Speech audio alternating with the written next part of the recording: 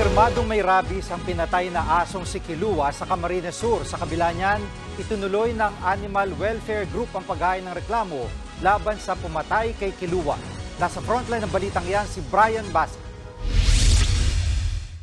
Nagpositibo sa rabies ang labi ng asong si Kilua, ang golden retriever na pinatay sa Bato, Camarines Sur noong nakaraang linggo.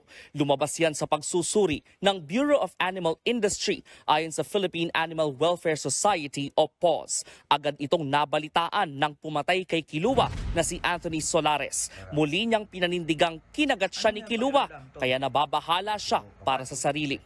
Yung kabado, kahit papahin. Abis yun, hindi natin alam kung kailan tatama sa katawan natin. Pinaninindigan natin na kinagat ka talaga. Meron pa nga po dito. Dito po. Yan, ito po. Yan ang kagat.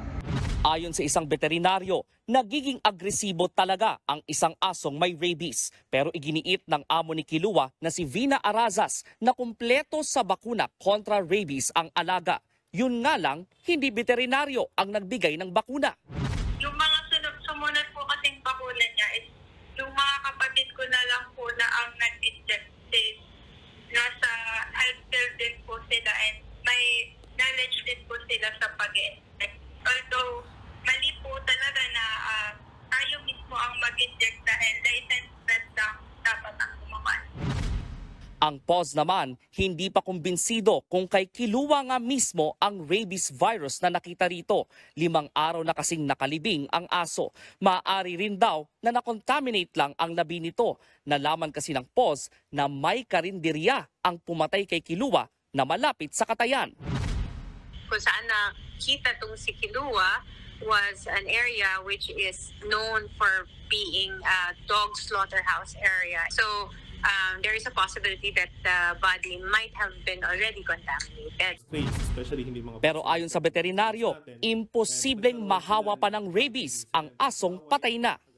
Kung nakasalamuha si Kilua noong mga dogs na strays, especially hindi mga vaccinated yung mga strays natin, and nagkaroon sila na biting incident, that's the chance na pwedeng magkaroon ng rabies si Kilua. Pero giit ng Animal Welfare Group, kahit may rabies ang isang aso, hindi pa rin daw karapat-dapat ang ginawa ni Solares kay Kilua. It should be the city veterinarian's office humanely catching the dog.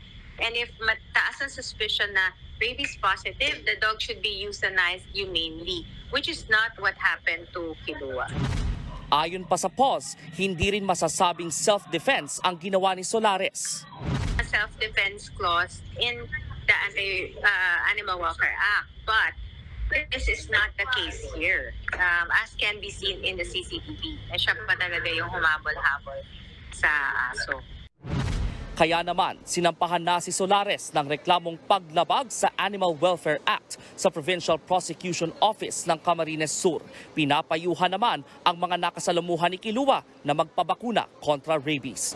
Nagbabalita mula sa Frontline, Brian Basa, News 5. Mga kapatid, Jiggy Manikad po, iba na ang may alam at may pakialam sa panahon ngayon.